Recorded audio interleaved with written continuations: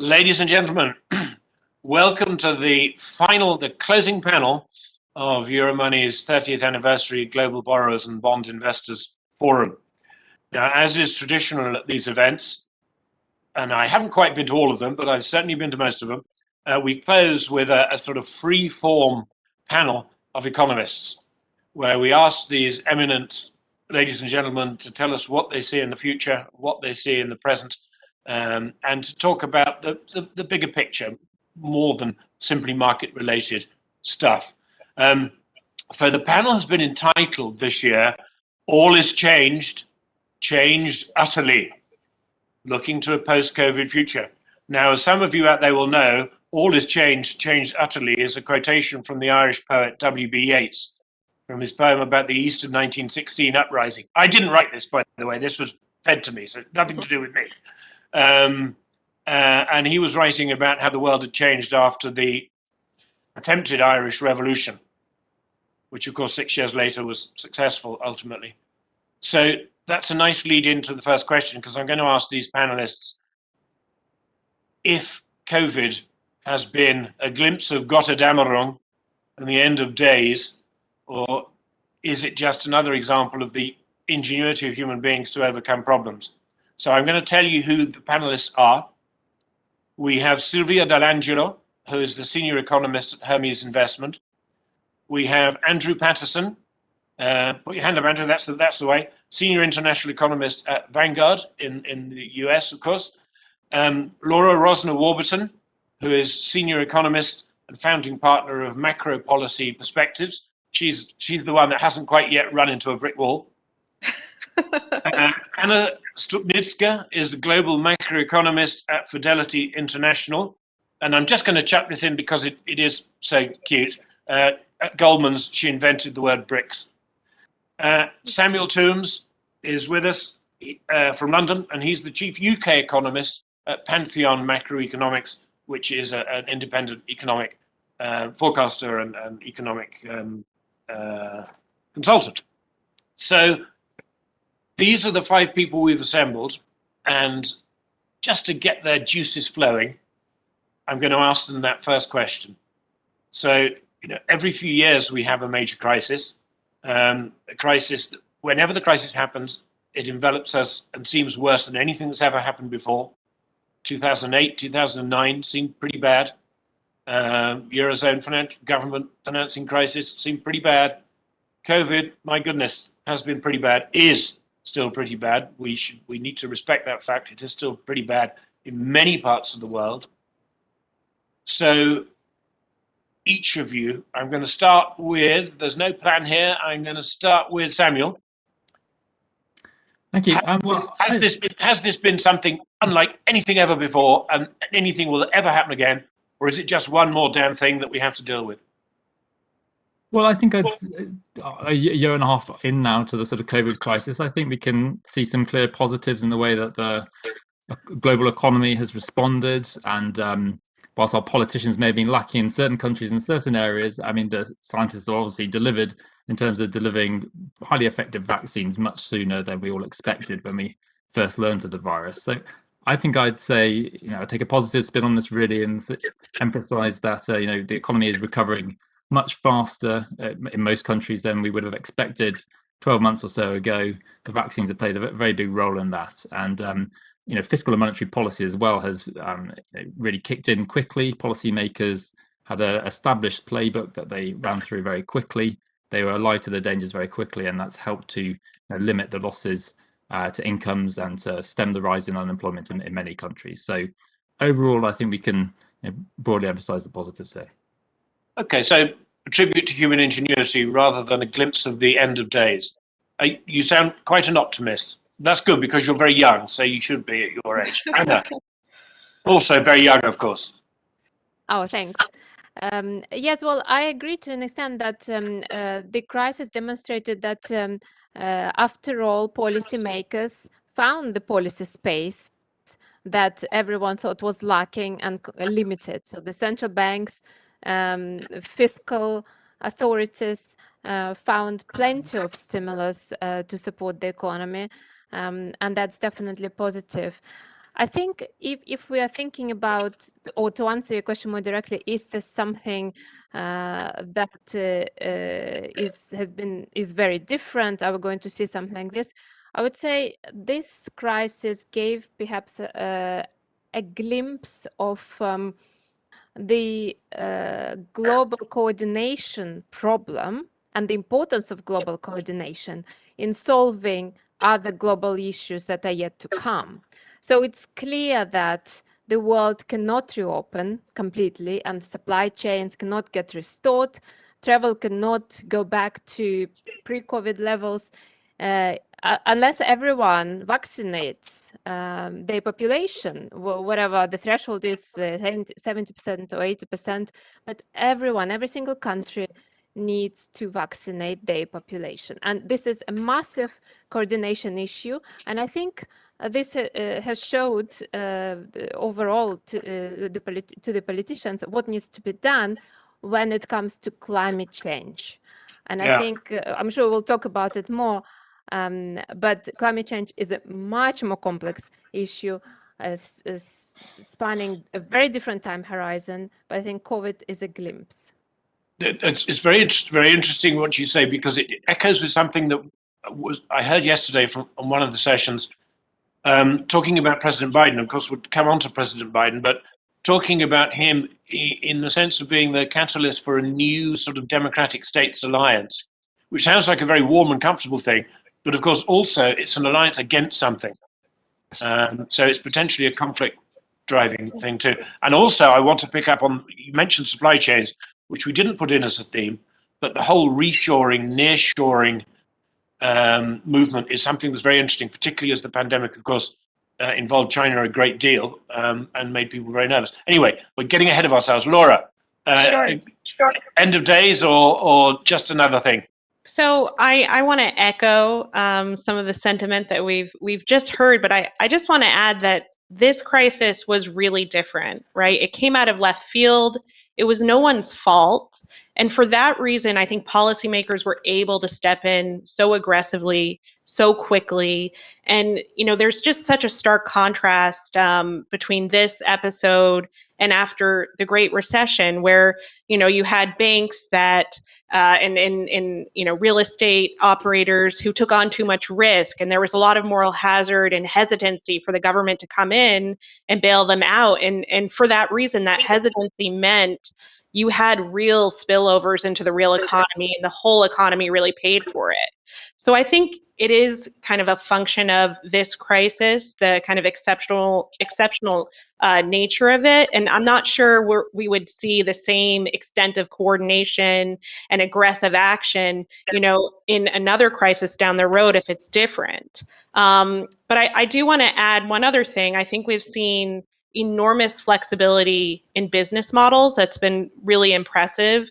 So, for example, in the US, even though much of the economy was shut down or people were working remotely, our growth only declined by about 10%. That's not annualized, but 10%. So, that's not such a big decline given the restrictions that were in place. And I think that just says a lot about the resilience in business models and in the overall economy. That was certainly impressive.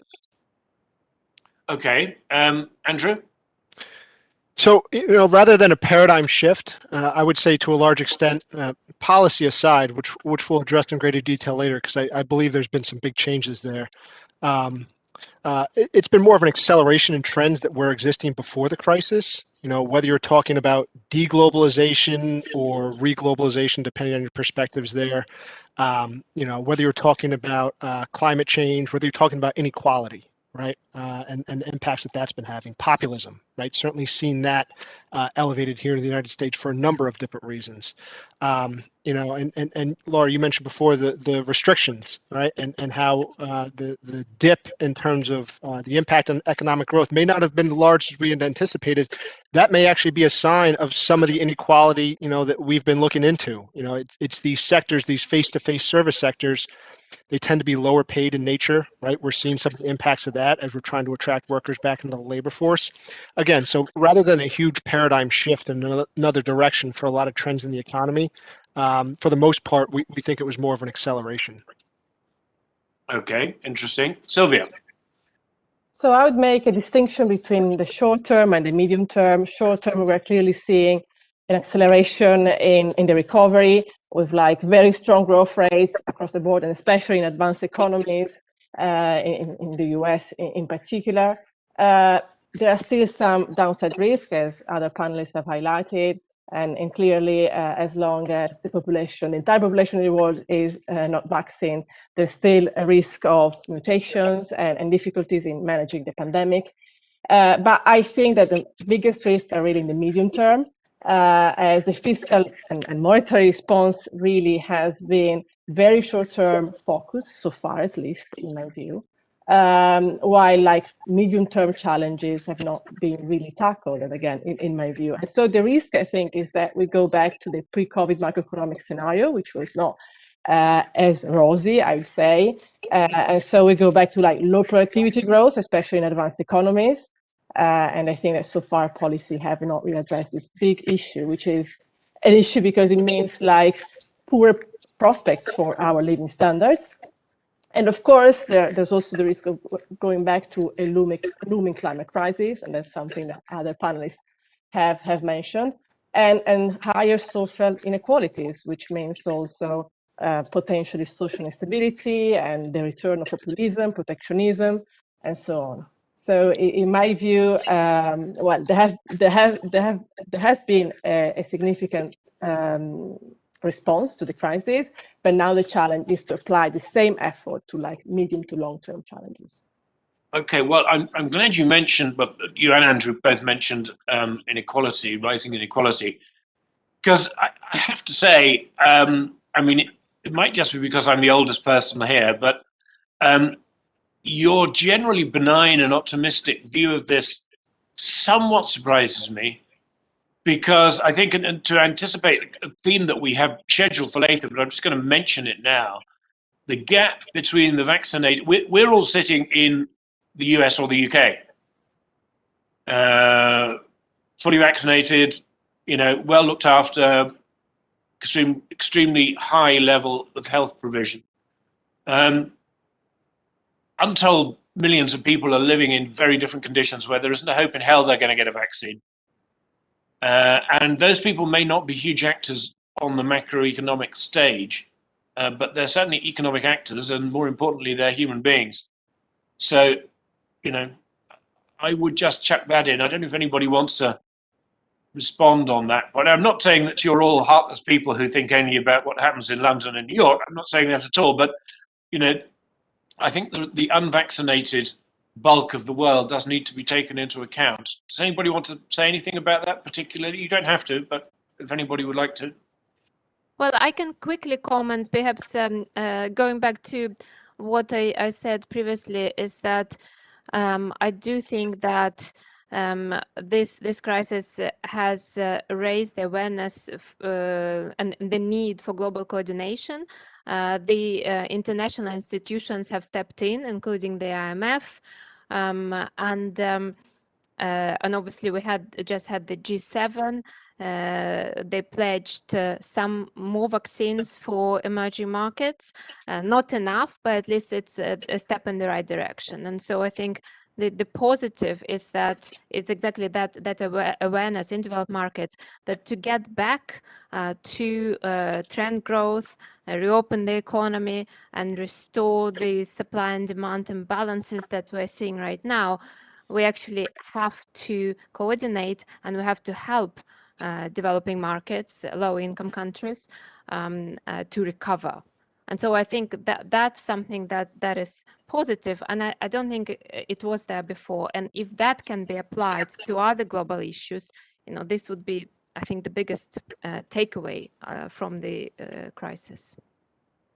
Okay, I mean, Andrew, please. Yeah, so I was just going to say, I don't mean to jump in, just kind of continuing on with the acceleration trends theme.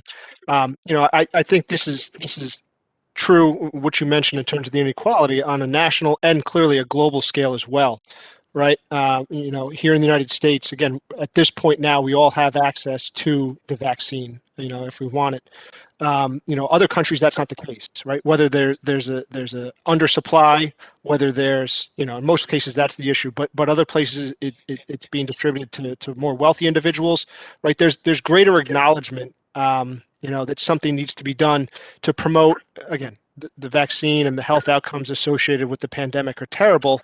But I think even on a broader scale, we need to think about growth in a more inclusive manner, right? We're starting to think about that here in the U.S., right? With the Fed, of all people, starting to acknowledge that they want to see benefits of lower rates pass through to different income cohorts, pass through to different pockets of the labor force, as they mentioned.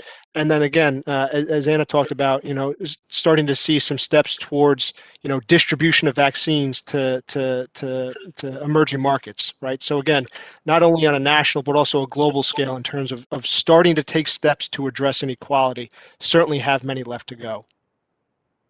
Okay, I mean, of course, to sort of, if you like, kind of jump perhaps to the opposite end of the ideological scale, which I appeared to be representing a moment ago, I don't think we want to be in a case where governments are dishing out billions and trillions with not very specific aims in mind and not very careful safeguards as to where the money goes and what happens to it. And this has been discussed in the context of Next Gen EU. This is an awful lot of money. Where's it going to go? How are we going to make sure it's used wisely in some of the destination countries? Samuel, I'm going to turn to you again, or anybody else, by all means, come in at any point, as I've emphasized.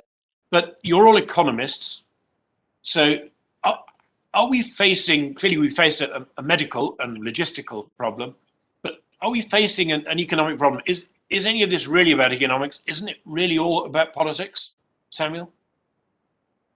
And in terms of navigating our way out of the COVID crisis? Yeah.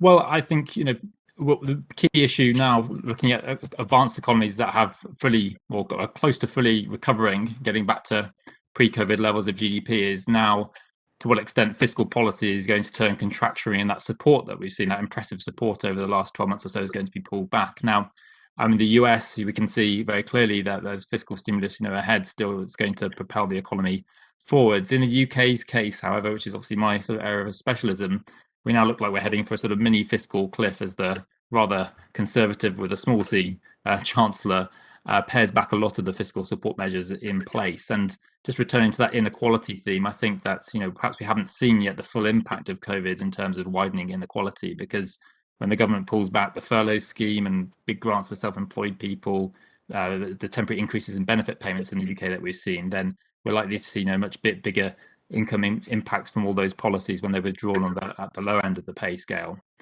So whilst it's certainly true to highlight growing or potentially still very wide inequalities between countries, I think within countries that have done relatively well so far, that is partly due to the strong fiscal support we've seen, which is, alas, only temporary. And certainly in the UK's case, and perhaps some other European countries as well, when these pandemic-related support measures are pulled back, I think we will see a second wave of unemployment come through, which obviously constrains the wages of those on relatively low incomes and obviously hits those who lose their jobs. But presumably, as a good economist, you wouldn't be advocating permanent fiscal expansion. No, the economy needs to go through a period of transition now. The things like the furlough scheme have held back some reallocation of labour, and arguably perhaps the scheme has continued a little bit too long, in fact, and perhaps is now constraining the extent to which the economy can actually grow. Firms in the UK in particular are saying that they're finding it very hard to find labour now, that they need to expand, whereas the businesses that have been struggling over the last 12 months have just had this cost-free option of furloughing staff, and so they've been nominally on their books but haven't been employed, and arguably now some of that labour would be best placed now shifting across to those more productive sectors of the economy which are growing. Silvia, to what extent do you think that we're facing an economic problem as we emerge from this? Well, I think, I'm not advocating like a permanent fiscal stimulus, but I think that the exit from this extraordinary fiscal stimulus should be an opportunity to really rethink the fiscal framework. I'd say that since the global financial crisis, at least most of the response has been concentrated in monetary policy, and so the framework for monetary policy is very advanced, very developed, and little has been done in terms of developing a fiscal framework. And so here, I mean, we've seen like a very timely response to the COVID crisis in general, but I think that in some areas, in some regions, it could have been a bit better. And so maybe policymakers should think about ways to make the fiscal response more timely, both in the entry and in the exit. And so a way could be to strengthen the automatic stabilizers, and so to think more thoroughly about the network of benefits and tax rates and so on. And also, I mean, a big problem for the fiscal framework is that typically all the objectives are very short-term oriented, and that's because of the electoral cycle, which is typically very short. And so policymakers should think about ways to embed longer-term objectives in the fiscal framework, and to make sure that at any time, at any point in time, the fiscal stance is appropriate for economic conditions, but also for the long-term objectives. Thank you, Laura. Silvia has just used the term exit from fiscal stimulus. I fear there is a risk that there is no exit. I mean, quantitative easing was a short-term emergency measure 13 years ago, and it's as with us today as it ever was. Do you see? I can comment by all means on the general point we've been discussing, but I'd like to focus in now on exit and the idea of exit. Do you see viable exit strategies in the US, let's say, or any of the other economies that you consider? Sure. So, I mean, I think that the U.S. fiscal stimulus clearly was very large. It wasn't particularly targeted, but I think it was very effective because it was very timely. You know, it routed money to individuals that needed it. It helped keep a lot of businesses afloat that may not have survived. And so we do have some extra, stimulus sloshing around, but I think that the reverse, would have been a much more serious tail risk, would have been to just, let a lot of these firms fail and let a lot of these households just, not be able to pay their rent or their general consumption. So I think that the fiscal stimulus worked in the US, and we are in a transition phase. Actually, we think we've already gone over a little bit of a fiscal cliff in terms of the stimulus payments that were distributed in Q1. So we had initially just a surge in retail sales, consumption growth. It's now leveling off to some extent. And I'm a little bit less worried about a severe boom bust scenario over the next 2 years, because I think consumers in the US are going to smooth through these income payments a little bit more because they were so large. We've never seen payments as large as they were. So we think actually the savings rate will be a little bit slower to decline. And so we have growth still very strong in 2022, around 4% after a very hearty 6.5% this year. So we're already in that transition phase. And I think that the aim is for organic job gains and growth in labor income to eventually carry the way from the fiscal stimulus to just organic growth. And it seems feasible given that we avoided a lot of business failures. True, but I mean, people were talking about zombie companies after the global financial crisis, which, some economists would argue are still with us from then. And now we're going to have a new generation of zombie companies propped up by furlough and all the rest of it. And people who think they have jobs actually haven't. Andrew. I was just going to say on the point of the zombie company issue, clearly, that has been an issue that we faced in the past, whether it's in Japan, right, whether it's coming out of the GFC, but as Laura mentioned before, this crisis in and of itself was no one's fault, right? So this came upon us. It was the ultimate exogenous shock, right? And the response to that was swift. it was large, and it was necessary. And in doing that, we were shutting down entire portions of the economy that weren't going through liquidity or solvency issues, right? It wasn't that these businesses were over leveraged, right? It was an outside factor that played a role in that. So I would say that zombie companies are still an issue that we face. It's more of a legacy issue. I don't know that I would necessarily qualify the support provided this time around. I don't know that you would expect creative destruction as a result of a pandemic. Okay. Can I just say something on this? I agree that there was no or little moral hazard involved this time round than relative to the previous crisis. However, we are still coming out of this crisis with the huge pile of debt, and this debt that has to be solved. There's a massive debt burden. So even though the companies were kept alive, it's not for free. That debt has to be repaid, as we know, in all sectors, on all levels, not just corporate, but obviously government to the large extent, and perhaps households in some countries. And this is really the main issue, I think, that will shape policy over the next few years. And that is why the Federal Reserve has decided to move to a more flexible inflation targeting approach. They're trying to generate more inflation. Why?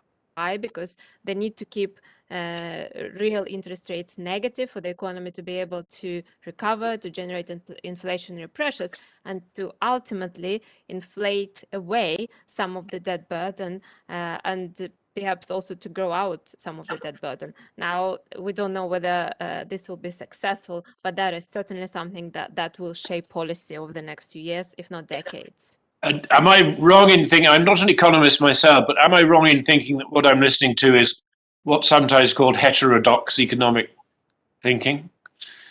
I mean, we're going to switch off the sort of strictly economical and move a bit more to the geopolitical for the second half of our discussion, because we're about halfway through.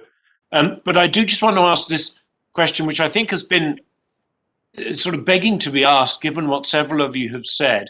Are the fiscal and the monetary now just the same thing? I mean, when the NGEU bond machine gets going, who's going to be buying those bonds? Our friend Robert Steeman, who was interviewed yesterday, sold £300 billion worth of gilts last year, over half of which he sold to his neighbour at the Bank of England. I mean, where is this heading? I mean, when you were all at economics school, if anybody had said to you that this was going to happen, you wouldn't have believed them, would you, Silvia? Yeah, clearly the boundaries between fiscal and monetary policies are becoming less clear, for sure. QE was probably a step in that direction already, because despite the central banks going to explain QE as a monetary policy tool, clearly, I mean, they were mainly buying government bonds, and so in a way subsidizing public spending. That said, QE is here to stay, as Anna said. One of the legacy of this crisis is like one of higher debt, and so this debt somehow needs to be managed, and typically, historically, it's managed with like financial repression, so either somewhat higher inflation or easy monetary policy for a very long time. I'm not, let's say, overly surprised by this new paradigm of like less distinction, let's say, between monetary and fiscal policy. But is it possible ever to recreate the distinction once you've lost it, Andrew? I think to your earlier point, in terms of going to economics school, I think it matters when you went, right? So from the 1970s, 1980s on, I would imagine, that distinction was very important, right? You know, you have the Milton Friedmans of the world, monetary policy or inflation is always and everywhere, monetary phenomenon. You know, before that, you know, Keynesian perspectives incorporated a good deal of fiscal support, right? More recently, you've heard, you know, certain economists on both the right and the left, right? John Cochrane among them, Christopher Sims did a presentation about the fiscal theory of the price level. At Jackson Hole a couple of years ago, talking about the idea, this is going back to the pre-1970s ideal, that you actually do need fiscal and monetary policy to work together in trying to drive economic outcomes, be it more positive or inclusive growth, be it inflation, right? So you need them working in conjunction, not necessarily to the extent that we see in places like Argentina, where you're monetizing the debt, but there are ways to do it. Right. And then again, I talk about when you went to economic school. Now, one of the topics du jour is modern monetary theory, which is a whole other approach, which I wouldn't say that I personally nor we at Vanguard necessarily subscribe to. Aspects of that seem true, but there seems to be some gaps in the assumptions made there. I don't need to sell my Vanguard funds, then. That's great. If I may just chip in, you obviously all went to economic school some considerable while after the 1970s. So Samuel. Yes, if I may just chip in on the coordination question of fiscal and monetary policy. I mean, clearly both were acting in concert over the last 12 months to really stimulate the economy. Going forwards, however, I think in countries where there are independent, well-established central banks, such as the UK, we are now seeing signs of divergence there. The MPC is starting to suggest it reassert its independence. Of course, about half the committee is made up of independent members anyway, so are sort of free from government control. But Governor Bailey has recently been advocating that it would be wise to start tightening monetary policy, first of all, by selling off some of the QE assets that are being purchased. So some of the He was the only one that said that, to be fair. I'm sorry? He was the only member of the Monetary Policy Committee that said that. Well, there is now a sort of internal private debate on that, but I imagine, as you normally see, the governor sort of sets the tone and some of the internal members will follow suit with that view. And there are some good reasons to think that they need some more space within the government bond market in future to, and when the next crisis hits, immediately provide more bond purchases and stimulate the market that way, particularly as we're still at the lower bound for interest rates. So I would say that going forward in this tightening cycle, we could see a much clearer emphasis from central banks in the form of some tightening through selling off the assets that they have purchased, and that to re-emphasize their separation and their credibility. Okay, Anna, do you want to come in on this particular point? Yeah, well, I wanted to say that I guess for me, it depends on what kind of fiscal support we see from here. So yes, the debt monetization is problematic. I think it would be problematic if we had those COVID sort of checks continuing to be issued to everyone. Because then we're talking about sort of MMT, helicopter money type scenario. But if further fiscal policy is going to be directed towards more productive uses, such as investment in infrastructure, green transition, digitalization, everything that the EU is about, everything that potentially the next Biden fiscal package is about, and I think that kind of that kind of an investment and fiscal support is absolutely necessary to support growth trend, to generate more inflation, also to decrease inequality to some extent, and prepare the countries for the green transition and for the risks arising from climate change. And so in this respect, I think it will be okay if monetary policy continues to accommodate this fiscal support to some extent. Monetary policy should not be leaning completely against this kind of fiscal support because it's going towards productive uses. And if it doesn't generate worrying levels of inflation, then I don't see a big issue there. Okay, Laura. Again, I'm somewhat surprised by the benign outlook more towards the share. But Laura, sorry to be sorry, but I just want to. I won't say what you want to say, but I want you to move on to what's next out of the magic money tree playbook. I mean, universal basic income doesn't feel very far away. Well, I mean, I think it really depends on the next crisis, right? Where does it originate? So the COVID crisis really originated in the real economy, right? And the Fed had to partner with the Treasury in order to reach those heavily distressed pockets of the economy. Now, we could see in the next crisis it originate in the financial sector, right? Similar to 2008 and 9. In that kind of situation, the Fed's tools, which primarily operate through financial markets, could be sufficient. I think that the problem after the global financial crisis was that the Fed just did a little bit too little, too late, but it could have, resolved some of those issues more effectively with its current toolkit. So it's not, to me, necessary that fiscal and monetary coordinate in the next crisis. I think it's really going to depend on what that next crisis is. I do think that there are a few policy conclusions that drove the response to COVID that we will see again. One is to err on the side of doing too much rather than too little. I think that was very effective. Two is calibrate your monetary policy on actual data, not forecasts, because it's very easy to underestimate losses and damage to the economy. And two, aim for higher inflation than your target to anchor inflation expectations at your target.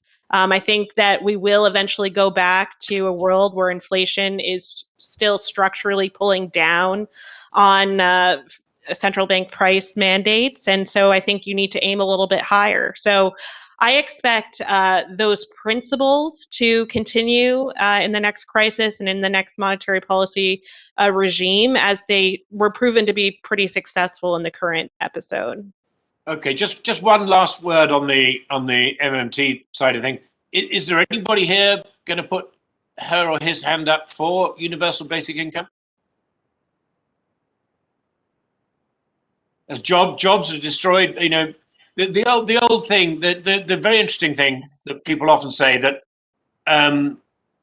20 years ago, 30 years ago, whatever the number is, 30 million American women were employed to type letters in people's offices. And now nobody's employed to do that. The world hasn't come to an end. Those women have survived. Their daughters have survived and found other things to do. At the moment, whatever it is, 30 million American men drive trucks.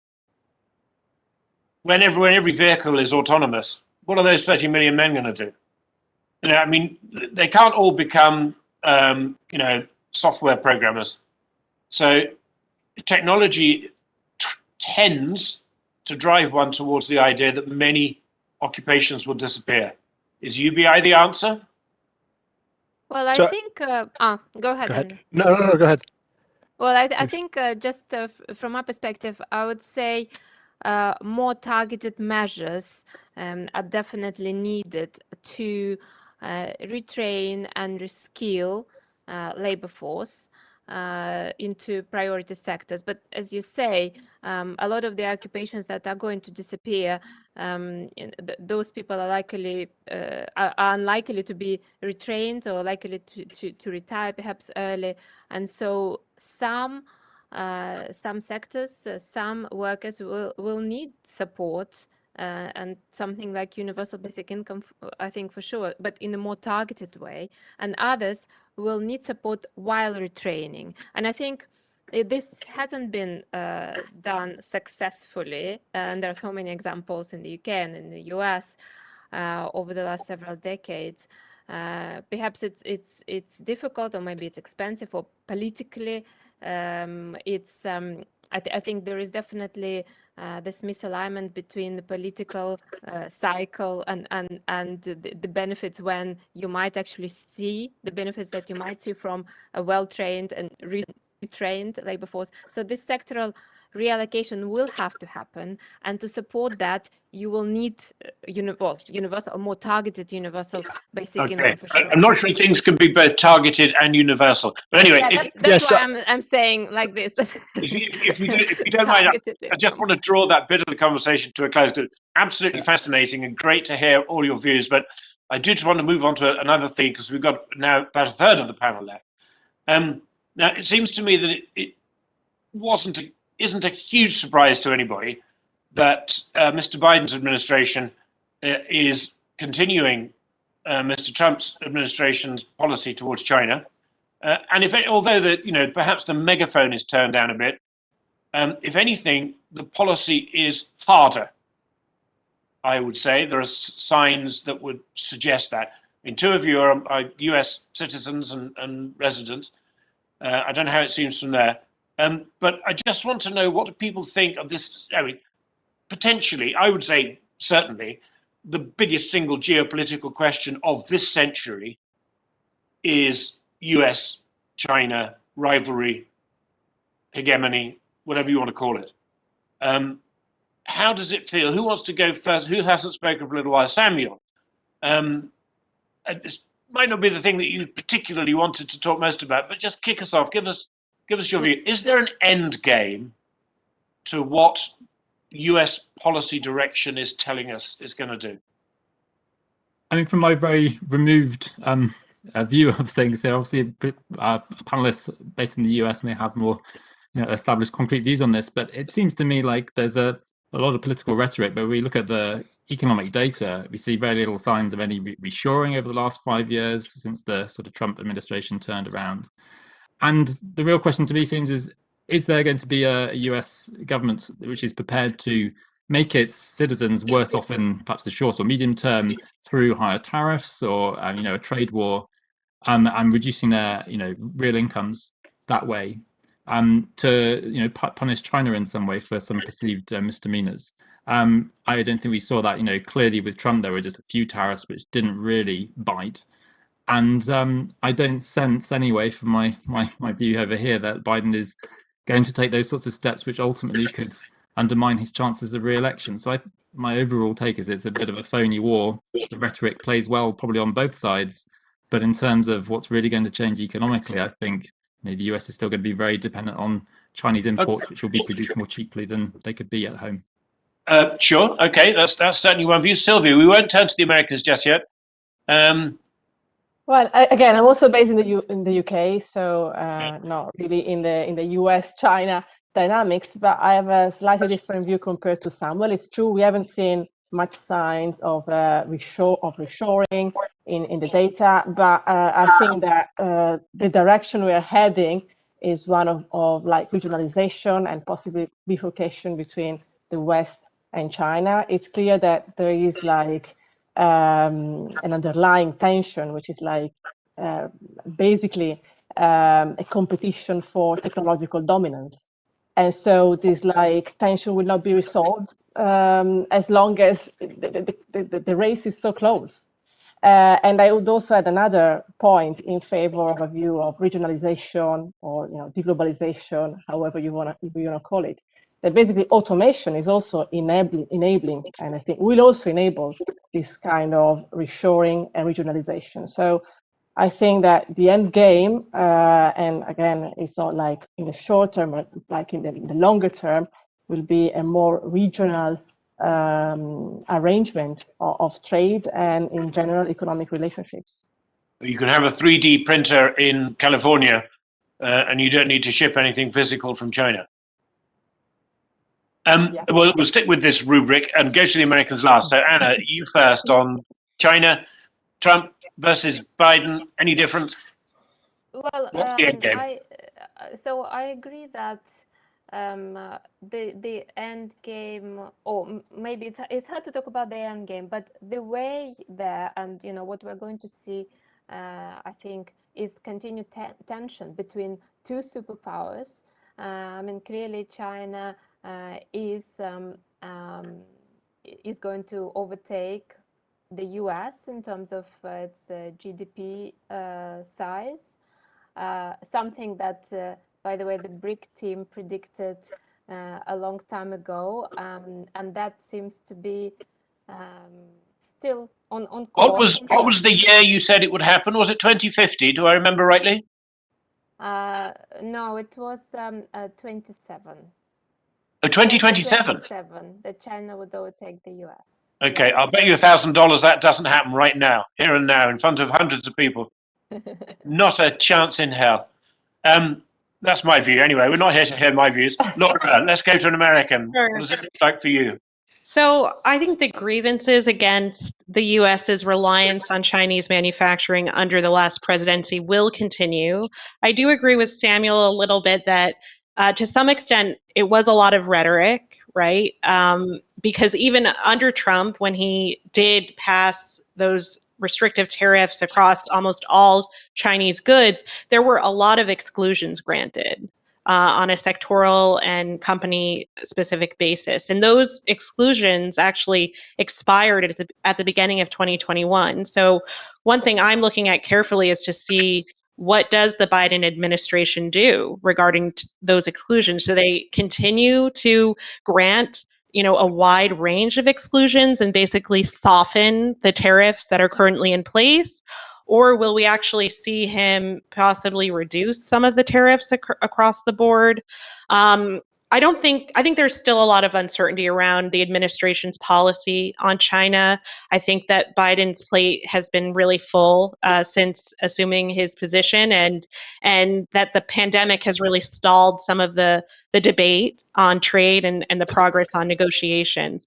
I do think what's clear is that the administration is looking very carefully right now into supply chains. And I don't think that we can separate some of the supply chain issues that we're experiencing now that COVID has really brought to light with, some of the China-US tension and potentially an over-reliance on manufacturing and production in one country. Okay, I mean, just before we turn to Andrew and get his comment on this. I mean, the G7 meeting has just happened, and there seemed to be a relatively clear feeling coming out of that Mr. Biden wanted the UK, France, Germany, Canada, Italy, and others, Australia, a notable part of this, to join, and Japan, of course. One always forgets about Japan for no good reason, in fact, for very bad reasons, to join in a kind of, anti the bad guys. It's not quite back to Mr. Bush's axis of evil, but, Russia and China, they can never really be friends, of course.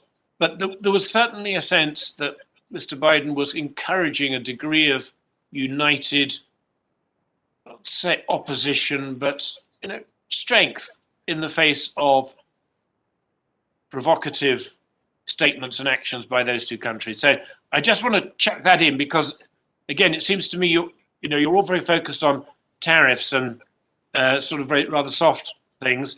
Andrew, I wonder if you have a view on this that might take us a bit closer to some of the harder things like carrier battle groups. Sure. So I don't know that I want to get into probabilities for armed conflict. Again, that's something we hope that we all avoid. But I think your earlier point, Christopher, around this being more political in nature rather than economic, in terms of degrees, I think is a very good one. I don't know that I would add much to what my colleagues here have mentioned already. But, whether we're talking about reshoring, whether we're talking about regulations that push proportions of components to be produced outside of China, the China plus one approach, companies in the United States as a whole, they're not going to make these changes out of benevolence, right? You may have ones here and there that may, but they're going to be pushed to do so. And it very much does seem like it is a national priority, right? Now, the way to go about that, again, you mentioned before, as have the other panelists, that maybe the rhetoric is turned down a bit and there's different approaches to it, but the ultimate goal is the same, right? This is classic, I hope I pronounce this right, the Sidious trap, right? Where you have a dominant power that's starting to be overtaken by an emerging power, and it creates tensions, right? It's happened time and time again historically. In the past, unfortunately, many times it has led to armed conflict.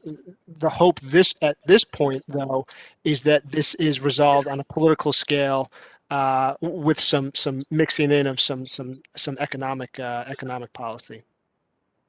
Okay, so everybody is, it seems to me, entirely discounting the possibility that China invades Taiwan and the US reacts militarily. Nobody is thinking that's even a remote possibility from what you're saying. You can shake your heads or nod. as an economist, nothing is out of the realm of possibility, but I would qualify it as we hope a tail event. Sure, we all hope, yeah, for sure. Does anybody want to take my bet, which I noticed Anna didn't take, that the economy of the People's Republic will not overtake the economy of the United States 6 years from now? How are we measuring it? Yeah, Per capita or it depends on absolute terms? how you measure it exactly. Dollar GDP nominal, not PPP. Not PPP. Yeah. And also overall economy or GDP per capita? No. No, That's not per never gonna capita, happen. overall.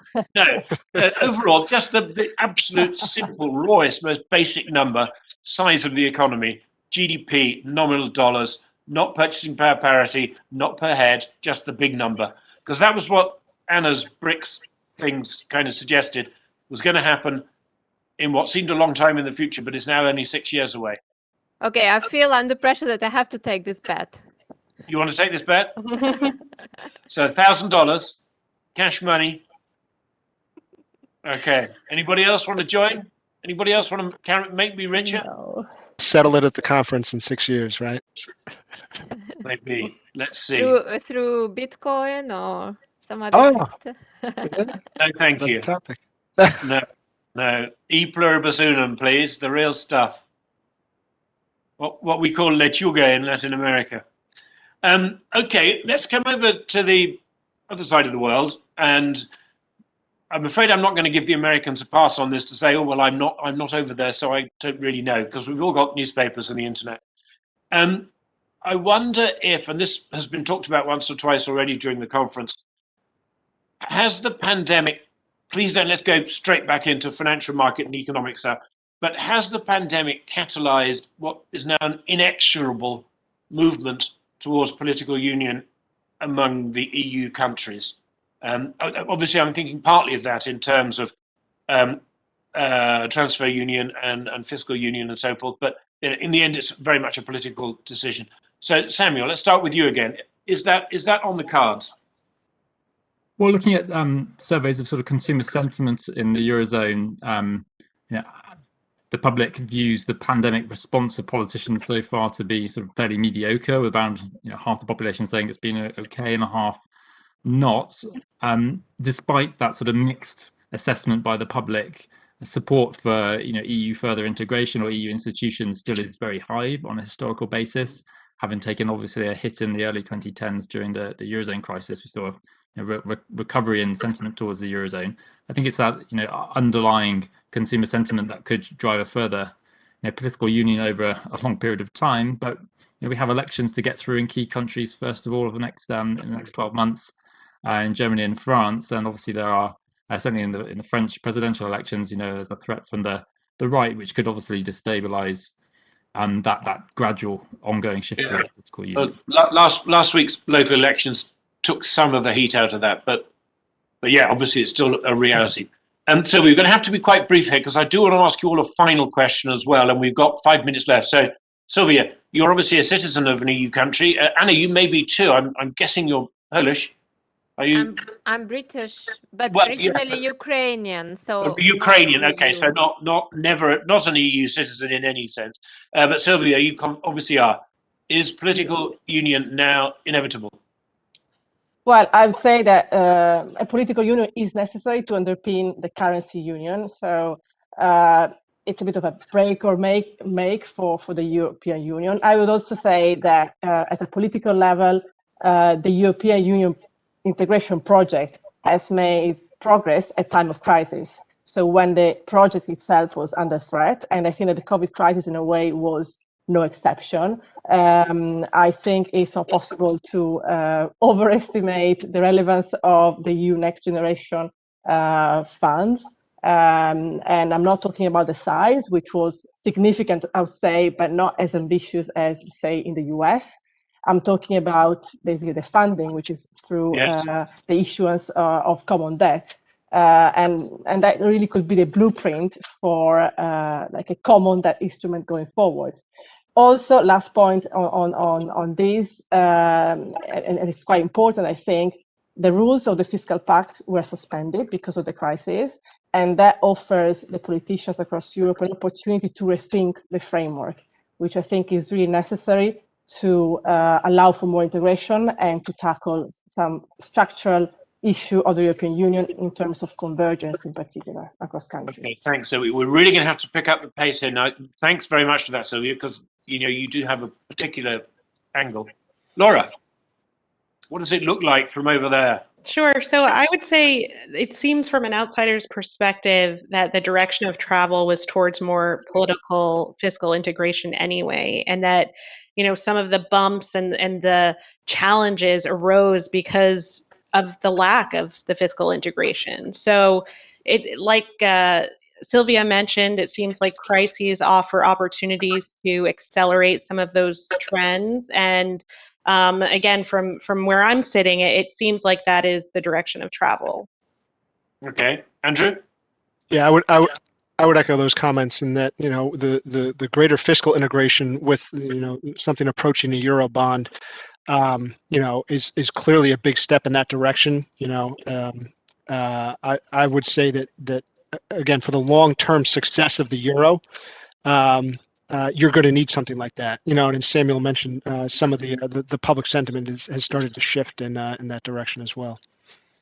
Anna, is this a catalyst? Is this the moment that Europe became sovereign? Is this a catalyst for political union? Yeah, so I think it is. It's a step in the right direction and definitely a game changer. When we're talking about debt mutualization. But I would say, for me, whether it's inevitable or not will depend on two things. One is how the next generation EU funds are distributed and absorbed, and whether they do have an effect on trend growth, and whether, and particularly in Italy. And whether the funds and this fiscal effort revives inflation in the euro area. And the second one, what Silvia mentioned, is what happens to fiscal rules. Clearly, there needs to be a new framework. It has to be revised. And I think the future direction and sort of the prospects of integration will depend on what happens to the fiscal framework. Okay, good. Well, I mean, as you can tell, we have almost run out of time. We skipped a whole bunch of topics like the Middle East and the vaccine inequality and all of that. We touched on that second one a little bit. I was going to ask you all in the final seconds for a long, short pair from each of you, but I thought with only a minute to go, that was really unfair. But I do like that question, when somebody says buy gold and sell rubber, or buy dollars and sell Zloty, or whatever it might be. But thank you all very much for joining us. Thank you for all your contributions, your comments. It's been great to have you all here. We began because one of my colleagues at Euromoney had put down a bit of Yeats. So I'm going to finish with a bit of Yeats. It's a momentary self-indulgence to close the 30th anniversary conference. Now that my ladder's gone, I must lie down where all ladders start, in the foul rag and bone shop of the heart. So it all comes down in the end to the heart. And you guys have all kind of said that in a sort of way. So thank you very, very much indeed for joining us. I think we're going to have 1 minute's closure from Toby Files. Otherwise, we're down to 4, 3, 2, 1, and goodbye till next year. Thank you, everybody, very much. Thank Goodbye. you. Thank you.